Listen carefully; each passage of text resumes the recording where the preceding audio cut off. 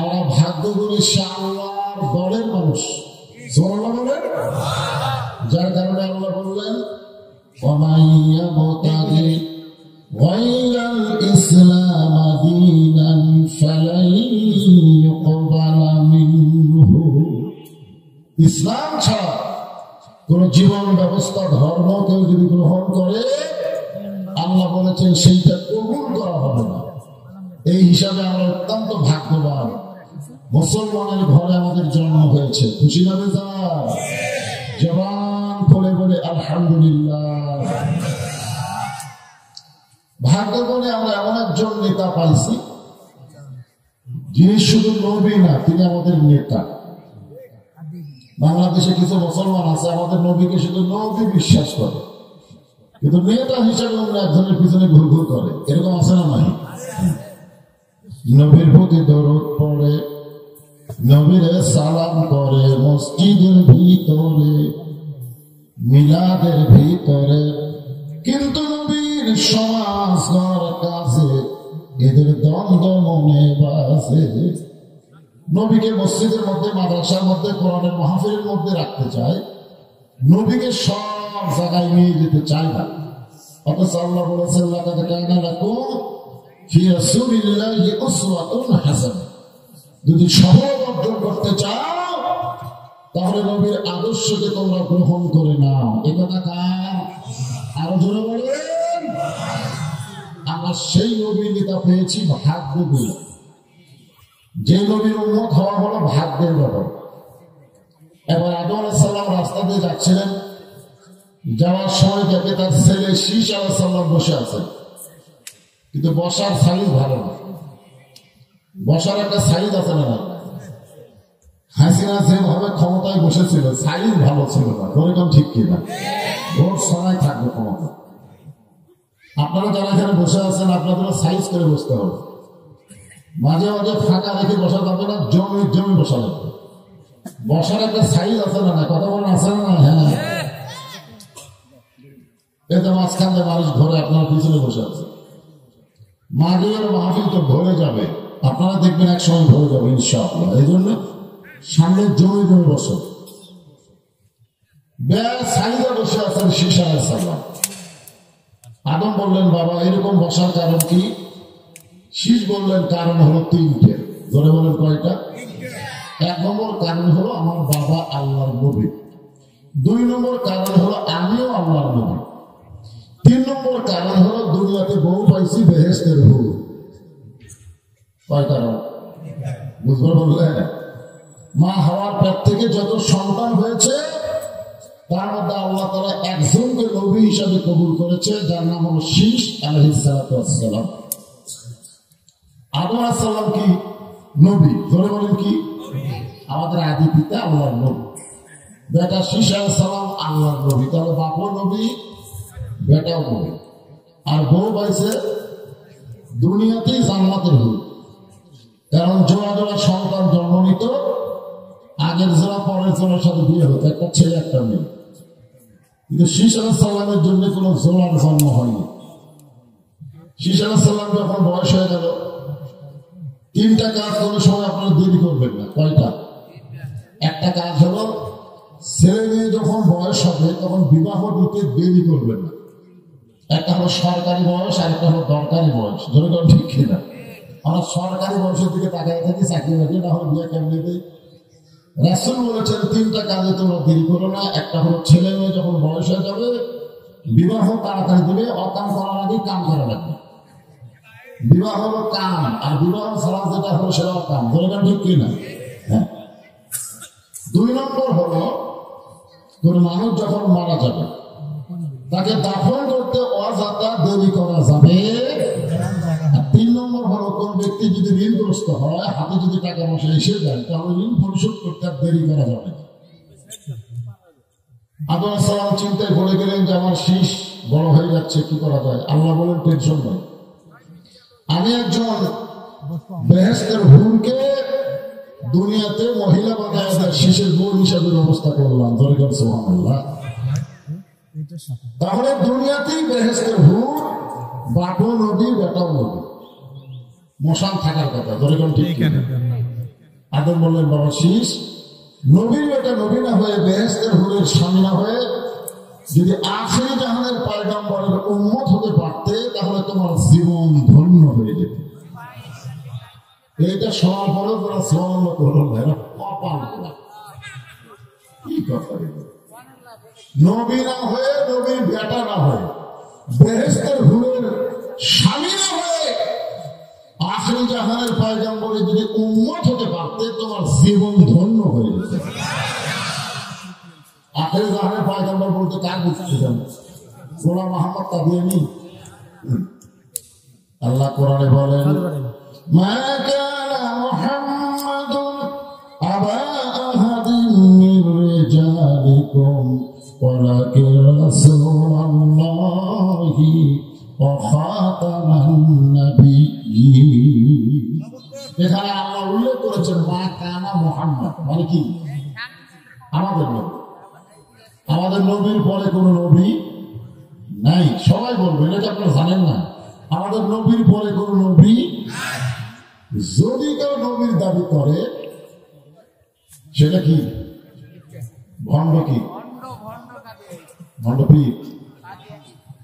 ভণ্ড নবী করা যাবে না, ভণ্ড শয়তান। শয়তান হচ্ছে ভণ্ড, নবী কোনদিন ভণ্ড হয় না। নবী নবী ধরে যাও, যারা ঠিক কিনা। আমরা বলি না ভণ্ড পীর, ভণ্ড পীর না, ভণ্ড শয়তান।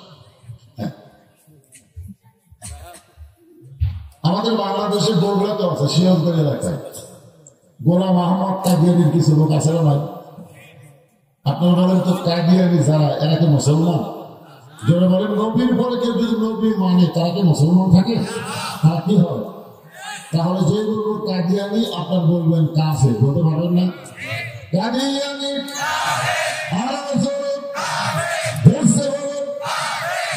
মনে করতেছেন আমরা এখানে কয়েকজন না। এই মিডিয়ার মাধ্যমে গোটা পৃথিবী ছড়ে গেল যে কারবালার মাহফিল থেকে বিশ্বনবীর পরে কোন নবী নাই, যারাই দাবি করবে তারা হলো কাফের। আখেরে জাহানের পয়গম্বর বলতে তো আমাদের নবী।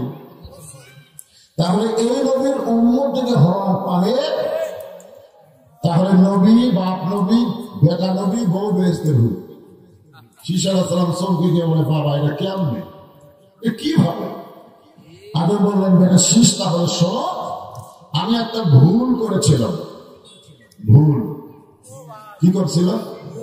আদম আলাইহিস সালাম যে গন্ধম খাচ্ছে, এটা কি ইচ্ছা করে খাচ্ছে? ভুল। ভুল, শুধুমাত্র ভুলের কারণে বহু বছর আমি কান্নাকাটি করছি, কিন্তু আল্লাহ আমার তওবা কবুল করছে। আদম আলাইহিস সালাম যে কোরআনের আয়াত বলে তওবা করছে, তখন কোরআনের আয়াত ছিল না, দোয়াটা আল্লাহ শিখাই দিয়েছিলেন। দোয়াটা আপনার সঙ্গে সঙ্গে পড়েন, রব্বানা পড়েন, রব্বানা যালামনা আনফুসানা ওয়া ইল্লাম তাগফির লানা ওয়া তারহামনা লানাকুনান্না মিনাল খাসিরিন।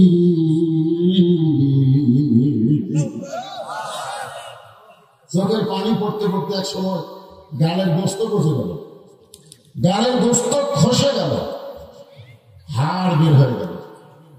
এখন বলেন, এদের জায়গায় যদি আমার গোস্ত থেকে হাড় বের হয়ে, গোস্ত থাকে না, হাড় বের হলো, তখন আমার চেহারা সুন্দর লাগবে?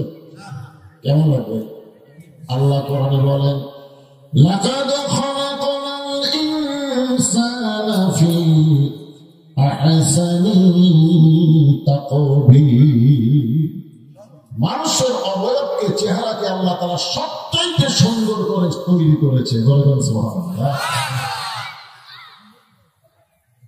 আদম আলাইহিস সালাম এক সময় পানি পান করতে গিয়ে পানির মধ্যে আয়না স্বরূপ নিজের চেহারা দেখে বললেন, আল্লাহ, এত বছর কাঁদলে এখন পর্যন্ত তওবা কবুল হয় না। আল্লাহ, আদম শুধু কাঁদলে হবে না, কাঁদার মতো কাঁদা লাগবে। আপনার বলেন তো, শুধু কাঁদলে হবে না মানে কি? আমাদের বাংলাদেশে কিছু লোক কাঁদে না। এই যে এখানে কোরআনের আয়াত দিয়ে মাহফিল যখন শুরু হলো, তখন বাপ মার কথা কিন্তু আছে না? নেই। বাপ মার সঙ্গে খারাপ ব্যবহার করে, আল্লাহর কাছে যা কাঁদে। বাপ মার অন্তরে কষ্ট দেয়, আল্লাহর কাছে চোখের পানি ফেলায়। এই কামটার কোনো দাম আছে? দাম আছে? কারণ বাপ মা কোনো কষ্ট পাইলে তার কোন ইবাদত আল্লাহ কবুল করবে না, কোন ইবাদতে আল্লাহ কবুল করবে। আর কথা কয় না, কষ্ট দেন নাকি আপনারা? সব বইয়ের বুদ্ধি শুনে গ্রাম ছেড়ে শহরে বাসা করছেন, বাপমার খবর কি? হ্যাঁ, শহরে বাসা করছেন বইয়ের বুদ্ধি শুনে, এখন বাপ মা গ্রামে থাকে, খবর আছে? হ্যাঁ, গজল গাইতেছে আর কানতেছে, ইব্রাহিম কান্দে অগ্নি কুণ্ডে, ইসমাইল কান্দে সুরির তলে, বনবাসে পইয়ারে কান্দে বিবি হাজেরা রে, আল্লাহ কান্দে জানি না। এই বলে আর দরদর করে চলতে পারি না। ফেরেশতারা বলতেছে আল্লাহ যে হাতে কান্দতেছে দল কি? আল্লাহ কয় জাহান্নাম। কারণ নবীর সামনে মিথ্যা কথা বলতেছে। ইব্রাহিম নবী তো আপনার কোনো পড়েনি, তো কান্দবে কেন? বলতেছে না ইব্রাহিম কান্দে অগ্নিকুণ্ডে। আমাদের ইব্রাহিম নবী কি অগ্নিকুণ্ডে পড়ছে? কথা বলে পড়ছে? আল্লাহ কোরআন কি মিথ্যা? আল্লাহ বলতেছেন কুলনা ইয়া নারু কুনি বারদা ওয়া সালামান আলা ইব্রাহিম। আগুনে পড়ার আগে আল্লাহ তার জন্য শান্তি দেওয়ার বেহেশতের বাগান বানায় দিয়েছে। বলে বলছে সুবহানাল্লাহ। তারপরে ইব্রাহিম কান্দে অগ্নিকুণ্ডে, এটা কি সত্য কথা না মিথ্যা কথা? ইসমাইল কান্দে সুরির তলে, ইসমাইলের সুরির তলে কাঁদছে। আল্লাহ বলেছে ইনশাআল্লাহ মা সাবিরিন, নিশ্চয় বাবা আপনি আমাকে ধৈর্যশীলের মধ্যে পাবেন, কান্নাকাটির মধ্যে পাবেন না। চিন্তা করেন, ঠিক কিনা বলেন?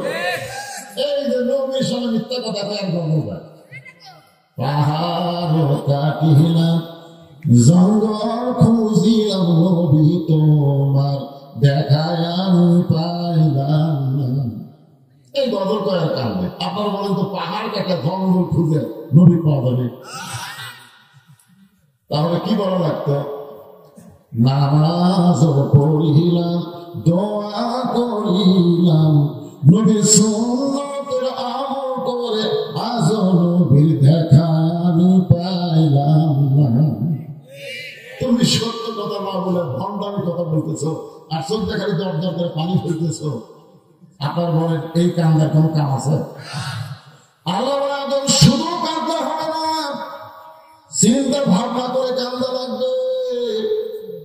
বর্তমানে যেখানে আল্লাহর কাবা ঘর, তখন ঘর ছিল না। পৃথিবীর মধ্যে সবচাইতে দামি জায়গা হলো তখন ওই আল্লাহর কাবা ঘরের জায়গা। আর এখন পৃথিবীর সবচাইতে দামি জায়গা কোনটা? এখন কোনটা? মনে হে বড় আশা ছিল আমি যাব মদিনায়। গান শুনছেন? 1968 সালে এই গান যখন আব্দুল আলী করেছে, তখন কিছু আলেম লোকমা দিছে।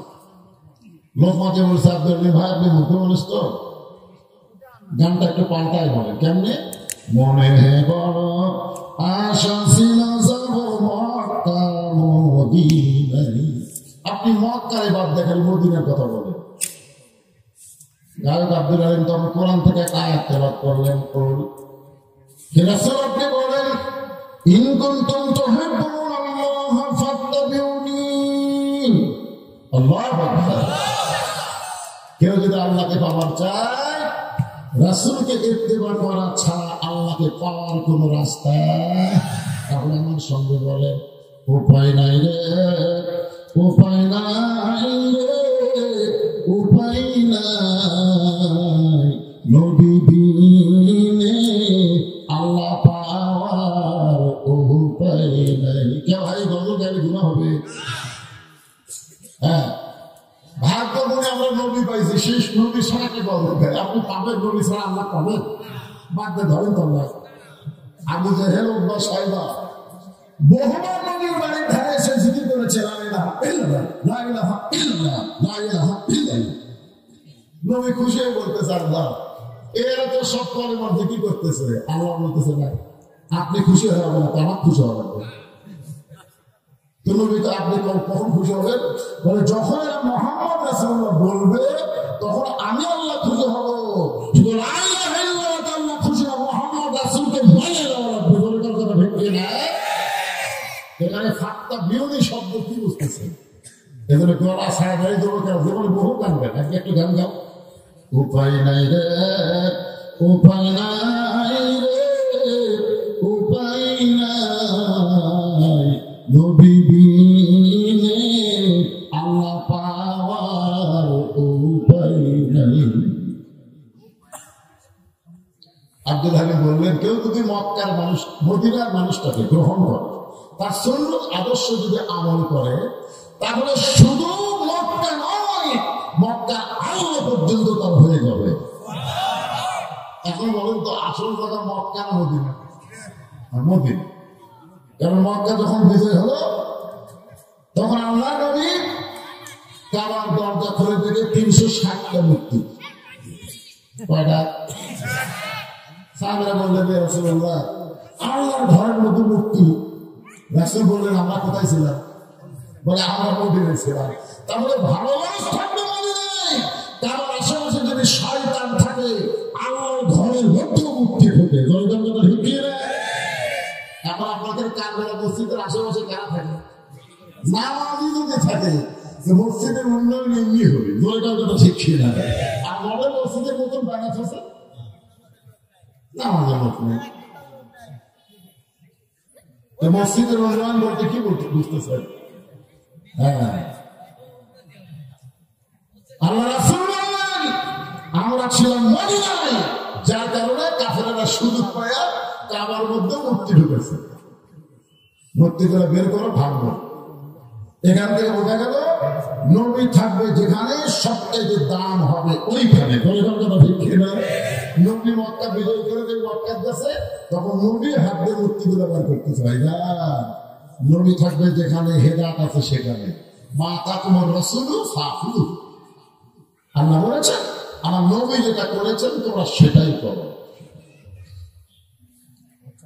একটু মনোযোগ দিয়ে শুনবেন, তখন কাবা ঘর ছিল না, তবে কাবা ঘরের জায়গা ছিল। মাইক হঠাৎ এরকম চঞ্চল করা শুরু করলো না। এই মাইকারা কোথায়? এটা আসলে একটু তুলে দাও, মানে এটা থুতু বরাবর হয়ে গেছে, বুঝলে? তোমার এই একটু তুলে দাও, সামান্য একটু তুলে দাও।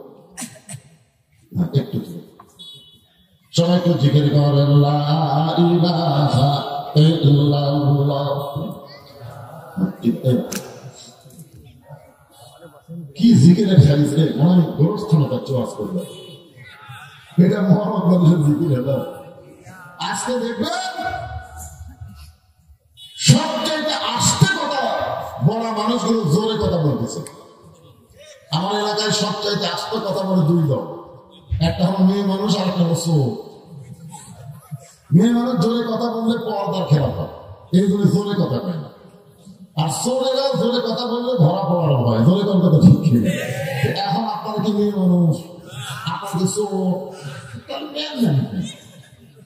এটা ঝাঁকিতে জিকির করবেন, লা ইলাহা ইল্লাল্লাহ, লা ইলাহা ইল্লাল্লাহ, লা ইলাহা ইল্লাল্লাহ, লা ইলাহা ইল্লাল্লাহ, লা ইলাহা ইল্লাল্লাহ, লা ইলাহা লা ইলাহা ইল্লাল্লাহ, মুহাম্মাদুর রাসূলুল্লাহ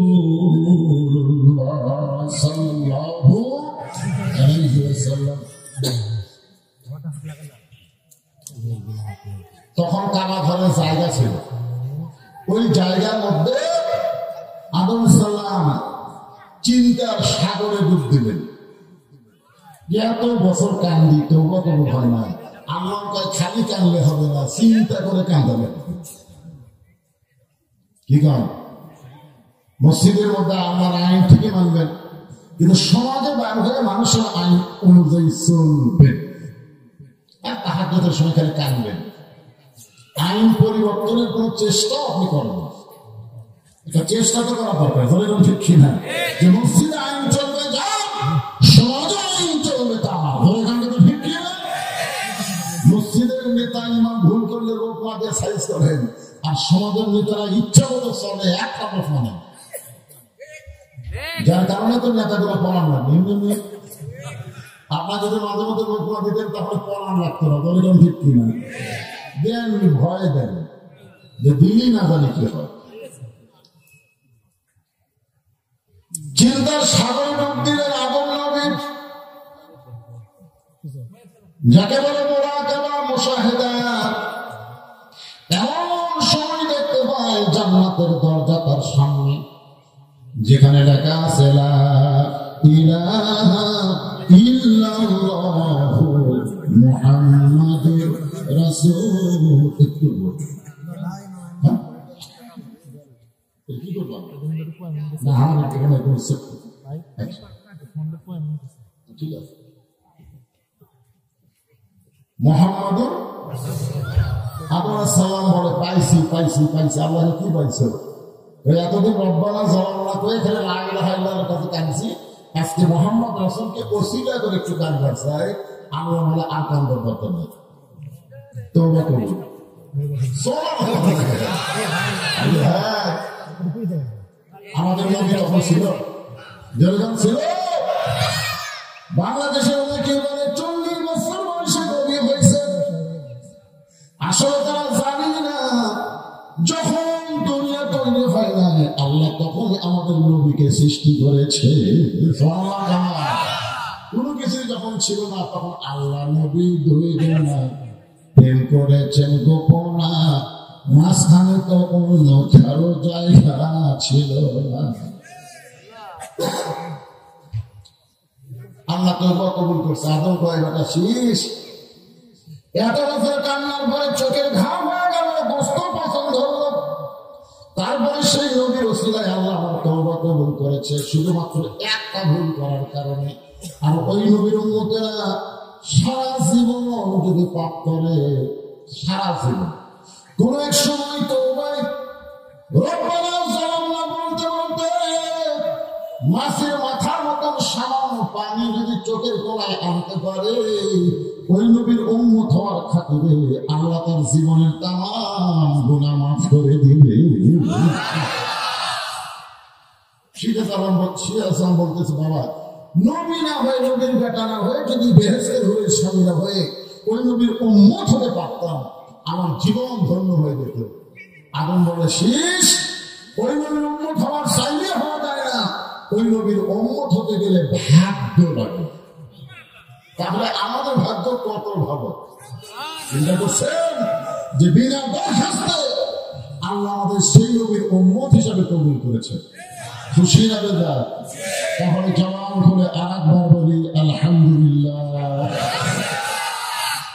এখন আসুন যে কোরআন থেকে আপনাদের সামনে আলোচনা হবে, এটা একাংশ আপনাদের সামনে আজকে আলোচনা হবে। ফাযকুরুনি আযকুরকুম ওয়াশকুরুলি ওয়ালা তাকফুরুন। এর বাংলা অর্থ হলো যে আল্লাহর জিকির করে আল্লাহ তার জিকির করে। এখানে জিকির মানে হলো স্মরণ করা। যেরকম জিকির মানে কি? স্মরণ করা। আল্লাহর একজন নবী ছিলেন, নাম হলো নূহ নবী। যেরকম নাম কি? নূহ নবী। শুকনা জায়গায় একটা নৌকা তৈরি করতেছেন, শুকনা জায়গায়। কার হুকুমে? কি তৈরি করতেছেন? আরো জোরে কম, জোরসে বলো, জোরে বলো না, আরো জোরে। নৌকাটা ভাবতে দেখে আমরা পড়া ছিলে আর হুজুর মিছিল করতেছে কোরআনের মাহফিলে। এটা তোরকে নৌকাটা রে, এইটা আল্লাহর হুকুমে একজন নবী তৈরি করা নৌকা। জোরে কম কথা শিক্ষিত।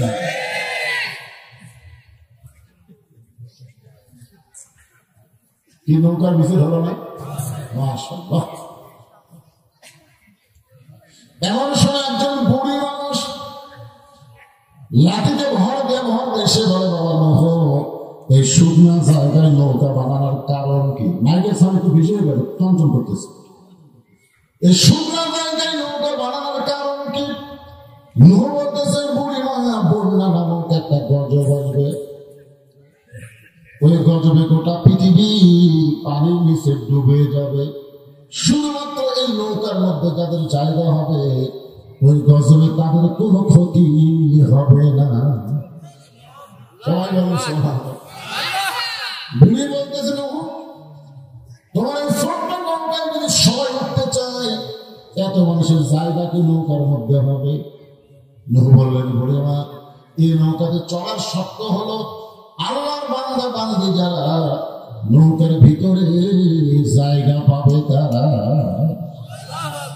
শুধু নৌকায় না, আল্লাহ কোরআনে বলেন, ফাদখুলি ফি ইবাদি ওয়াদখুলি জান্নাতি। যে আল্লাহর বান্দা হলো ও যেন তখনই জান্নাতের মধ্যে প্রবেশ করল। ইমাম গাজ্জালী বলেন, এই আয়াতকে সামনে নিয়ে আমি সাধনা শুরু করলাম যে আল্লাহর বান্দা হলে জান্নাত, তাহলে মরা কর্ম এগুলো কি? আমরা তো সবচেয়ে বেশি ভয় করি মরা কি, ধরে কর কথা ঠিক কিনা?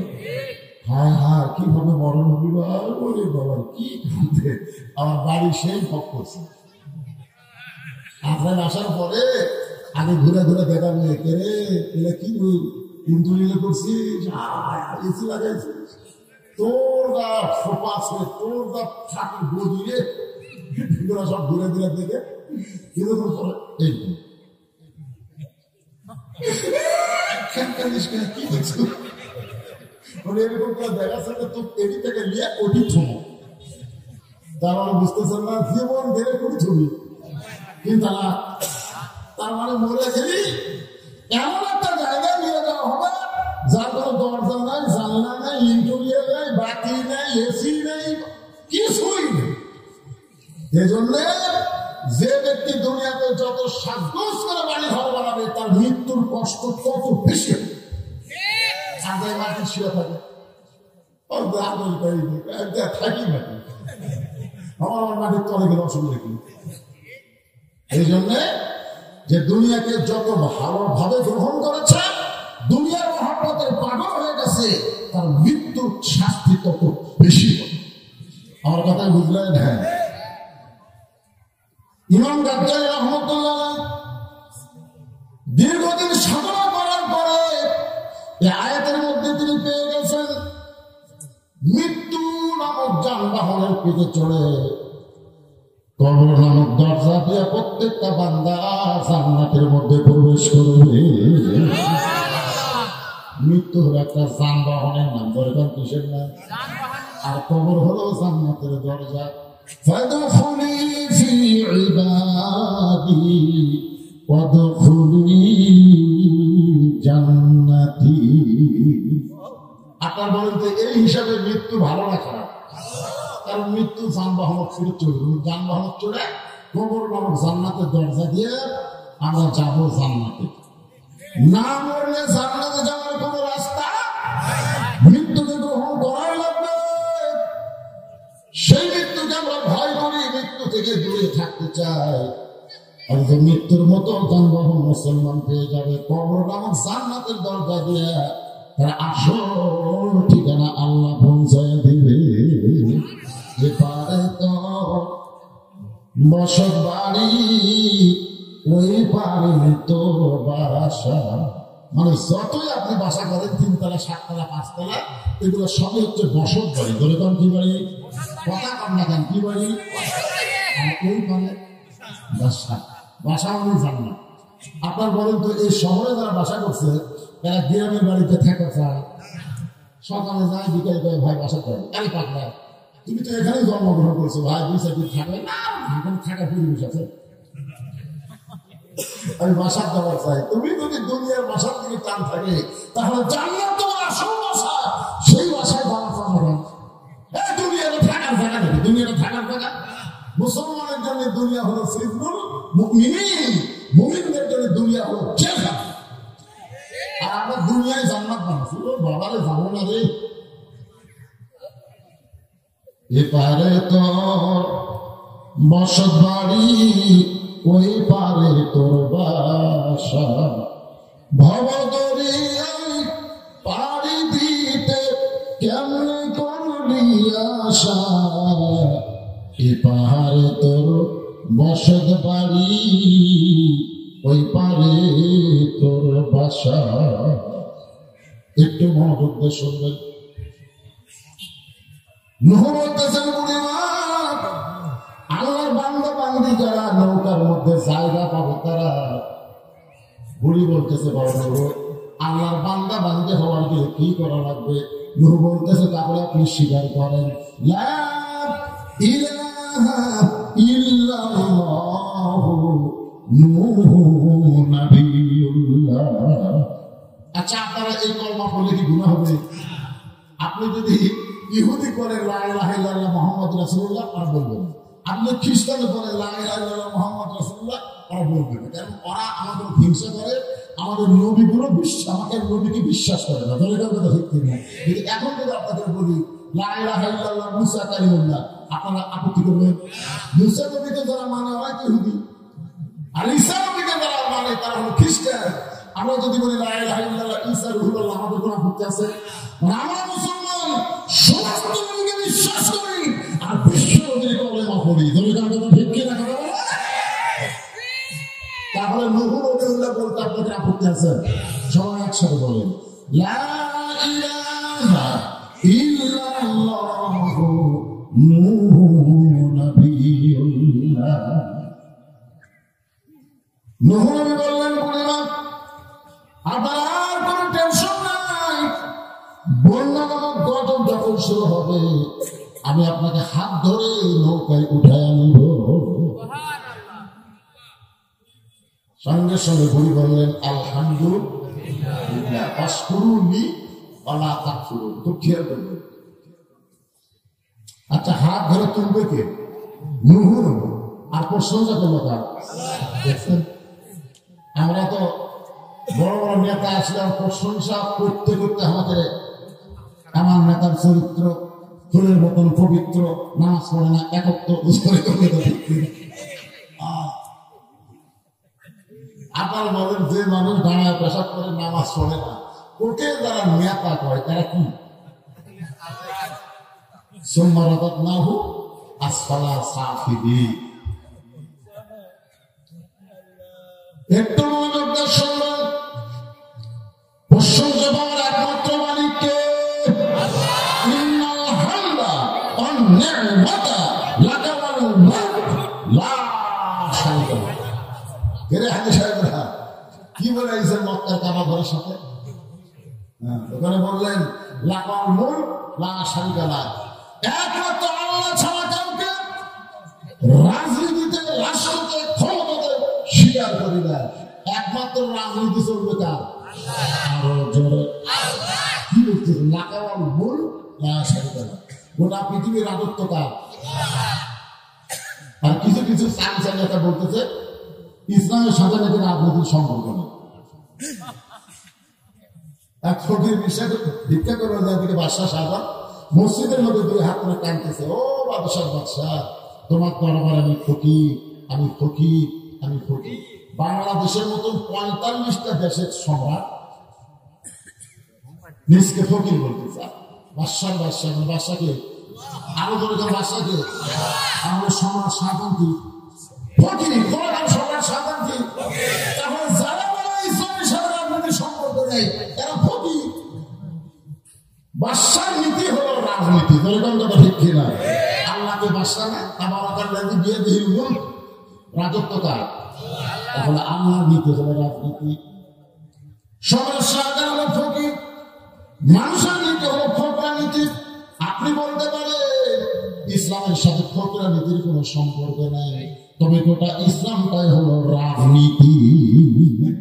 নীতির রাজা, রাজপথের সেরা পথ রাজপথ, হাসের মধ্যে সেরা হাত যদি রাজহাঁস হয় তাহলে নীতির মধ্যে সেরা নীতি হলো রাজনীতি। একটু খেয়াল করবেন, বুড়ি চলে গেল, বুড়ির আর কোনো টেনশন নাই, বুড়ি চলে গেছে। আল্লাহ প্রশংসা করে বিশাল বন্যা হলো, গোটা পৃথিবী 40 দিন পানির তলে ডুবে থাকলো। নূহ নবীর নৌকা সময় যদিও পর্বতে ভিড়ে গেল, আল্লাহ বললেন নূহে খবর কি? নূহ বলতেছে আলহামদুলিল্লাহ, নৌকার মধ্যে যারা জীবিত আছে তারা, নৌকার বাহিরে যারা ধ্বংস হয়েছে তারা। আল্লাহ বলে নূহ ওই বুড়িটার খবর কি? নূহ বলতেছে আল্লাহ আমার মুমিন। কি বুঝলেন? মুমিন নাই। তার মানে বোঝা গেল যিনি সবসময় আমাদেরকে মনে রাখেন তাকেই ধরা রাখবে। তিনি ভুলে যান তাকে ধরে কোনো লাভ নেই। আমরা বিপদে আপদে মুসিবতে ধরবো তাকে আরো জোরে। যখন তোমার কেউ ছিল না তখন ছিলাম আমি, আবার যখন তোমার কেউ থাকবে না তখন রবে আমি। মাঝখানে তুমি ঘুরে গেলে আগানটা শেষ হয়ে যাবে। আগান কতক্ষণ চলবে? আজকে এখানে ঈশান নামাজ আমার আলোচনার পরে হবে। আপনাদের কোনো সমস্যা আছে? বিশাল জামাত আছে, হাজার হাজার মানুষের একটা বিশাল জামাত হবে, এই জন্য কোনো টেনশন নেই। হ্যাঁ, সবাই একটু আগানের সময় আল্লাহর জিকির করি, লা ইলাহা ইল্লাল্লাহ, লা ইলাহা, জোরে জোরে লা ইলাহা ইল্লাল্লাহ, লা ইলাহা ইল্লাল্লাহ, লা ইলাহা। কেউ মনে করেন না যে আজান দিচ্ছে এখনই নামাজ পড়বো না, নামাজ আজান দিতে হয়। আর আল্লাহ রাসূল বলেছেন ঈশার নামাজ দেরি করে পড়াটাই আমার পছন্দ, কিন্তু উম্মতের কষ্ট হবে বলে ঈশার নামাজ আগে রাখতে পারে। কিন্তু গভীর রাত্রে ঈশা পড়াটা নবী পছন্দ করে। বলেছেন সুবহানাল্লাহ। গভীর রাত্রে রাত 12টা পড়বে, বিশাল ওয়াক্ত। এই 7:30 থেকে শুরু করে 12টা পর্যন্ত ঈশার সময় আছে না নাই? বলেছেন প্রতিদিন আপনারা বলেছে আপনি যদি 1 ঘন্টা পরে পড়েন সমস্যা হবে? প্রতিদিনকে এখানে মাহফিল হবে? আজকে হচ্ছে, ওই জন্য আজকের দিনটা 1 ঘন্টা পরে পড়েন। কোনো মনের মধ্যে যেন এর ছিড়িয়ে নিয়ে আসে না, শয়তান থেকে ধোকা দিবে। কিন্তু আগে নামাজ আওয়াজ, আরে পাগলা, সারা জীবন নামাজ পড়ে লাভ নাই। একবার যদি নামাজ ধরতে পারেন সেই নামাজ আপনাকে জান্নাতে নিয়ে যাবে। যেরকম ঠিক দিয়ে না আল্লাহ করে নামাজের জোরে ফায়েশাকা যাবে দূরে, পাক কোরআনের আছে ঘোষণা। এখন আকাম কুকাম নামাজ রোজা একসাথে বন্দিয়া বোঝা, জাহান্নামে দিয়া জরওয়ানা। আগে কেন এই বাচ্চাগুলো উঠতে দিন আপনারা, একে দেখা দিকে শয়তান আপনাদের ধোকা দেবে। শয়তানের ধোকা বহু রকম, কথাটা বুঝলে? শয়তান বহু চেষ্টা করছে মসজিদের মধ্যে ঢুকতে দিবে না, কিন্তু যখন মসজিদের মধ্যে ঢুকে গেছে তখন শয়তান দরজা বসে কাঁদতেছে। শয়তানের একটা বেটা আছে, না হলো খান্নাস। বলবেন বেটার নাম কি? খান্নাস। বলতেছে আব্বা আপনি কান্দেন কেন? বলে এত চেষ্টা করলাম তাও যে মসজিদের মধ্যে ঢুকলো। বলতেছে বাবা মসজিদের মধ্যে ঢুকলে কি হবে, আমি একে নামাজের মধ্যে ঢুকতে দেব না। আজকে বহু মানুষ মসজিদের মধ্যে ঢুকে কিন্তু নামাজের মধ্যে ঢুকতে পারতেছে না। বলে কথা হিস্ট্রি না। নামাজের মধ্যে যখন মুসলমানের ঢুকবে আল্লাহ বলেছেন ইন্নাস সালাতা তানহানিল ফাহশাই ওয়াল মুনকার, একমাত্র নামাজই পারে মানুষকে যাবতীয় বেহুদা কাজ থেকে, খারাপ থেকে, ফাহিশা কাজ থেকে হেফাজত করতে। এখন অনেক লোক নামাজও পড়ে আবার ঘুষ খায়, আছে না? নাম ধরে কেন আসলে না, আসলে নামাজের রুজু করতে চাইছিল। এমন সময় এক ব্যাগ টাকা দিয়ে একজন হাজির হয়ে গেছে। প্রেসিডেন্ট বলতে তোর কি সময় দেন নাই, এখন রুজু করতেছি নামাজ পড়ার আগে ওইটা হাত দিয়ে ধরবে না। তোর যদি সময় না থাকে ডরে ঢুকে আগে নামাজ পড়বি, তারপরে ঘুষে টেয়ে নিবি নামাজের আগে। এই রমজানের চাঁদতে দেখবেন কতগুলো ঘুষালো, এগুলো তল দিবি। জনে তোর কথা ঠিক ভোট দিয়ে দেওয়া যাবে না, মাঝে আসলে তল দিবি। তার মানে কি ওই নামাজ পড়তেছে, নামাজ ধরে না। আজকে এই রজবটানের শেষে কেমন নামাজ ধরা যায় তাহলে পুরো দিয়ে আপনাদের কাছে আমি বলতে চাই। শোনার দরকার আছে না? দরকার আছে না? সারা জীবন পড়লো, পরীক্ষাতে ফেল করলো, করে লাভটা কি? এই জন্য আগাম তো লাগাতে এক সময় একটা হয়নি, শেষ হয় না। আর একটা মনে ধরলো, আচ্ছা আচ্ছা, যাই হোক, এই মসজিদের আদান শেষ। যেটা আমি জিজ্ঞেস শুরু করছিলাম সেটা আমাদের তখন বলতে হয়নি। কি দিতে পারে অনেক সময় মাদ্রাসা মসজিদের ছাত্রদের লেখাপড়ার জন্য আদান করার দেয়, এরকম আছে না? মাদ্রাসা মসজিদ যেরকম আমার মাদ্রাসা মসজিদে আদান আমরা সব জায়গায় এসে হওয়ার পরে 1 ঘন্টা পরে দেবে। ছাত্ররা আদান দিলে তো নামাজ পড়ার পড়া চলে না, এই জন্য 1 ঘন্টা পরে আমরা আদান দিই। আজকে মনে করবেন একটা মাদ্রাসা, ধরে ঠিক কিনা? আপনার হলেন ছাত্র থেকে শরীর অবস্থা, এটা মাদ্রাসা মসজিদ মনে করে 1 ঘন্টা পরে হবে। অসুবিধা আছে? কথা কোনো অসুবিধা আছে? জানি মাদ্রাসা আদান কি এখন হচ্ছে 1 ঘন্টা পরে হবে। এর আগে শিখো, বছর থেকে আমাদের টাইম দেওয়া লাগবে দরিদ্র ঠিক করে শিখা তারপরে ধরো তো না শিখতেই ধরবা এক বছর সময় গুরুত্ব আমি বললাম মামা শেষ করি কে ভাই এটা কি এটা হলো সবাই করে হবে মানে সঙ্গে করে উড়ে পড়ে কি শিখছে এই কথা বলে শিখছে সব কাম করতে তার মানে কি হিন্দু বলতে দিতে ভাই তোমাদের মুসলিম ধার মাঝে মধ্যে চাই তোমাদের ইমামদের সঙ্গে আল্লাহ হরিমান হামিদা করে হামিদা কার বলে তুমি মুসলিম বলতে ভাই আমার শুনবে ওরা ইমামের বউ হবে না চাকরি হবে কে করবে আপনারা বলেন তো হামিদা করি না হামিদা মানে কি এনে কাম এইরকম বহু লোক নামাজ পড়তেছে কিন্তু কাম হবে না একটু মনোযোগ দেওয়ার সঙ্গে কোন জায়গায় কথা রাখছে মনে আছে আপনাদের আপনারা ভুলে গেল আল্লাহ পাক আমাদের ঘুরাই দেবে না জনগণের হিদায়াতের সন্তান আসল তোমার তৌফিক দেয় বলে আমিন ওয়াশকুরুলি ওয়ালা তাকফুরুন